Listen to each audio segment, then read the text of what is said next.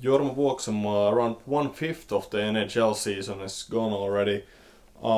Let's talk about teams that you should avoid betting and lay instead. Which are those? Yeah, generally you should lay teams which are popular for the general public and which have been lucky and overperformed early in the season. They are the main criteria. So I think the clearest lay, I hate to say this, but still, is Las Vegas Golden Knights. I like the operation.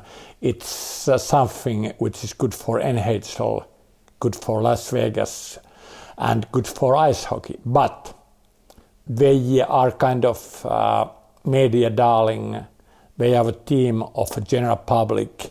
The worldwide NHL betting line is not that much dominated and dictated by the Las Vegas casino money as it used to be, but it still have at least a little effect on the market valuations of the teams, if the teams are overbet or underbet.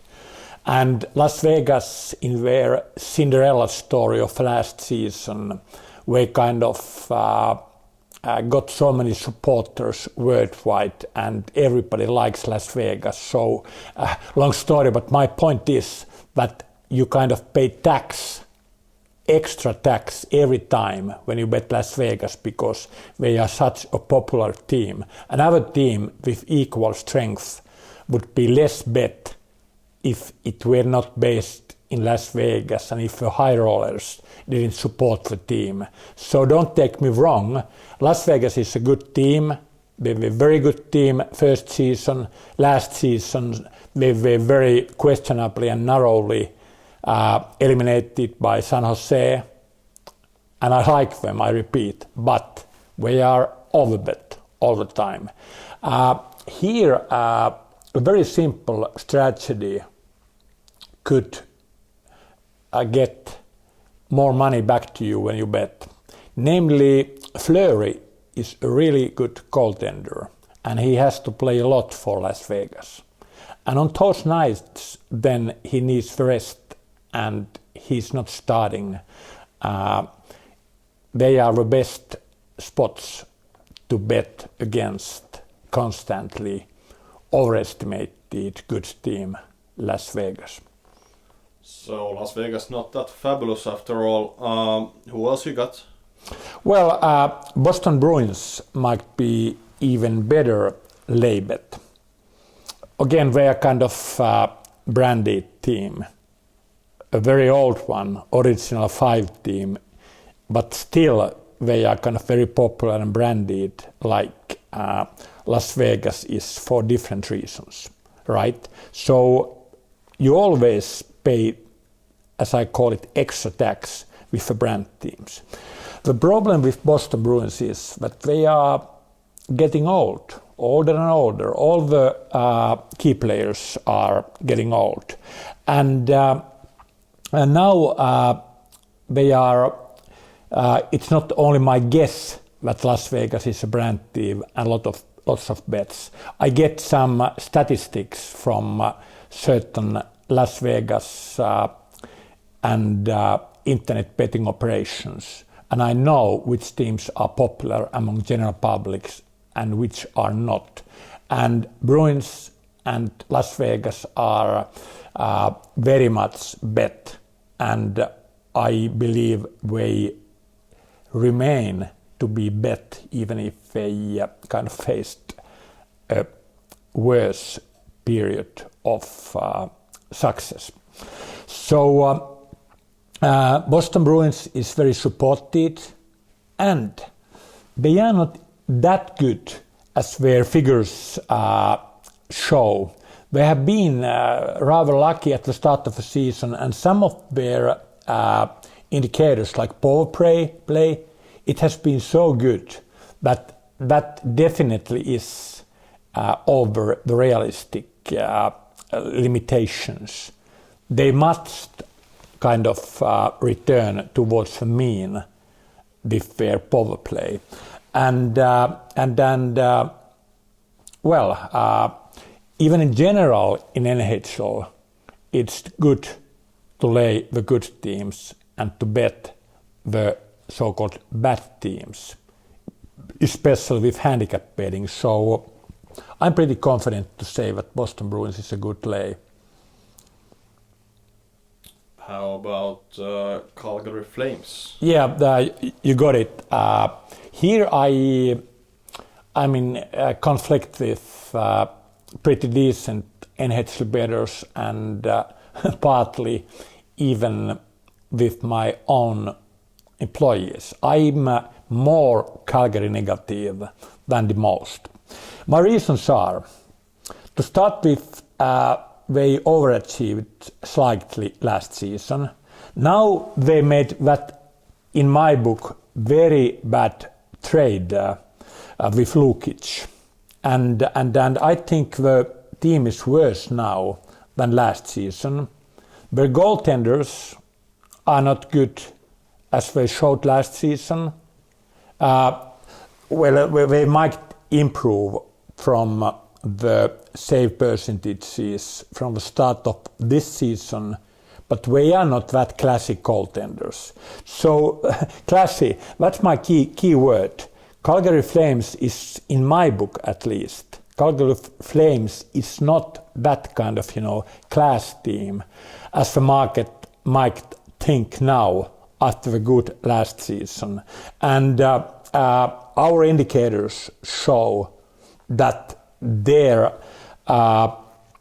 have got more points in this first fifth of this season than they would have deserved when those advanced game indicators like expected goals and face-off areas and penetrations over the blue line and those things are taken into consideration. General public, they bet the league table and win percentages. So if you can find a team which has not shown that good hidden indicators, as I call it, then their win percentage would say those teams are quite often good lays. Right, then Colorado, they have won 10 of their first 17 games, but you would like to lay on them.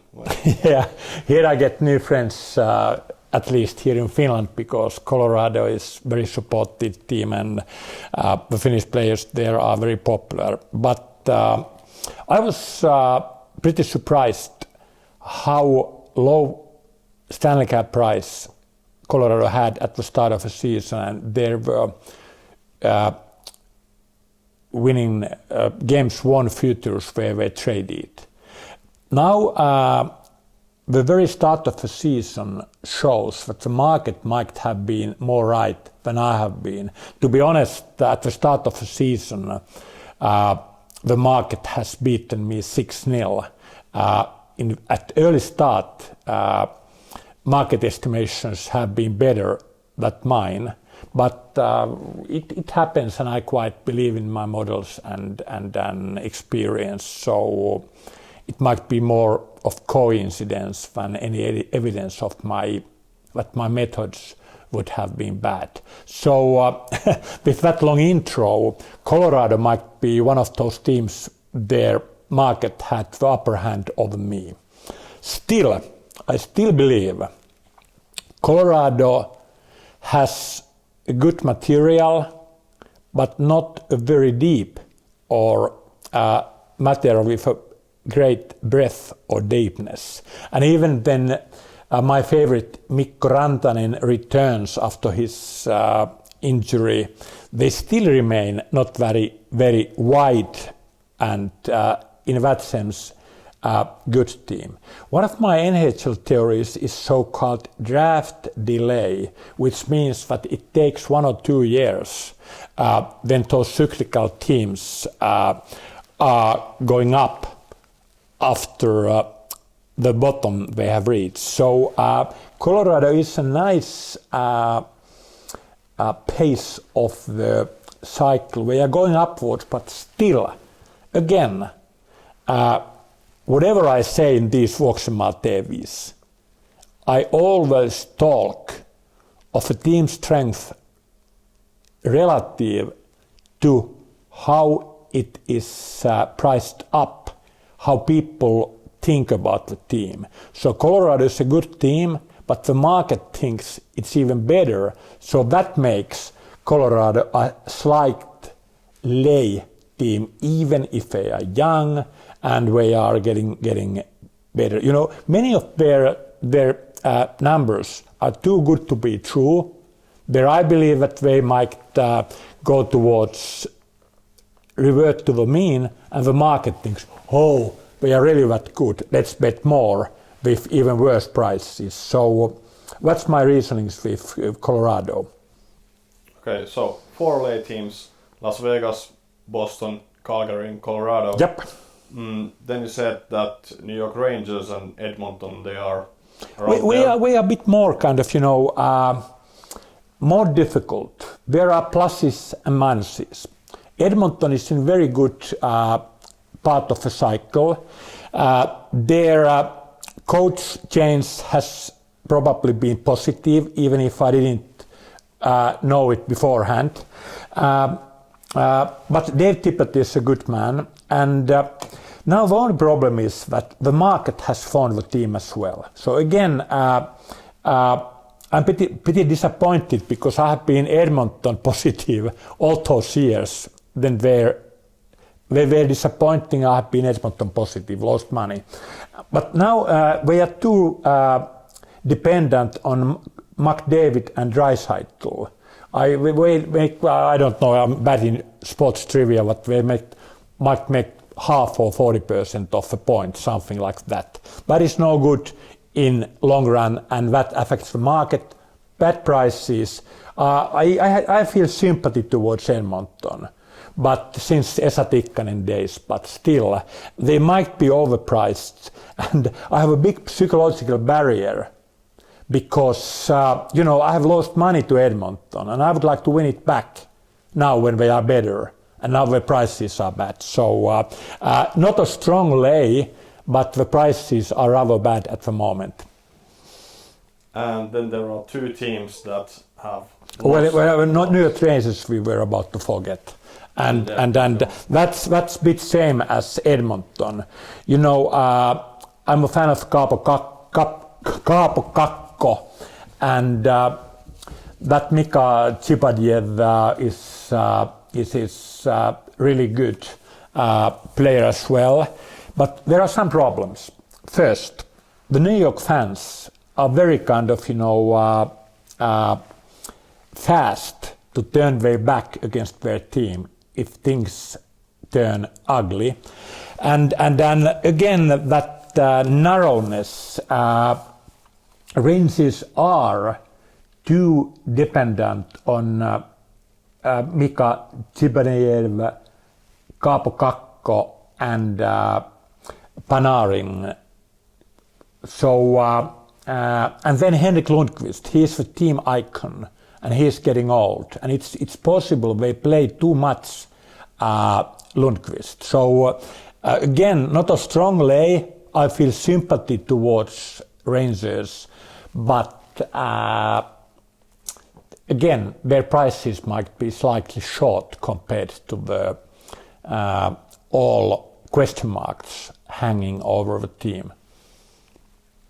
Okay, so now to the 2 bad teams, Detroit and Ottawa.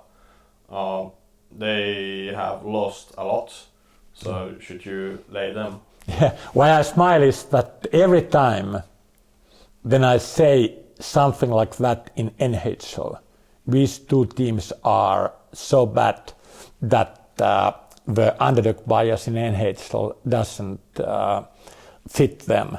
Those teams start winning. But still, I think they might win something like a bit less than 30% of their matches. So they might cash the situations they better teams are less motivated or have back-to-back games or something. But my point is that normally you can almost blindly bet bad teams in NHL because they are not that bad. But these two might be for next season or next season, and then Erik Karlsson is too hard to kind of when he left Ottawa, the team needs a couple of years before it comes back. So I might laugh for myself in February, but with that information I have now, the 10th of November, I'm happy to stay neutral with those teams. Not lay, but I mean, they should not be bet either, I believe now. So safety first. There are some other better betting opportunities then. Yeah, there are 82 teams, 82 matches for each team. So one can afford to be pretty selective when it comes to NHL betting.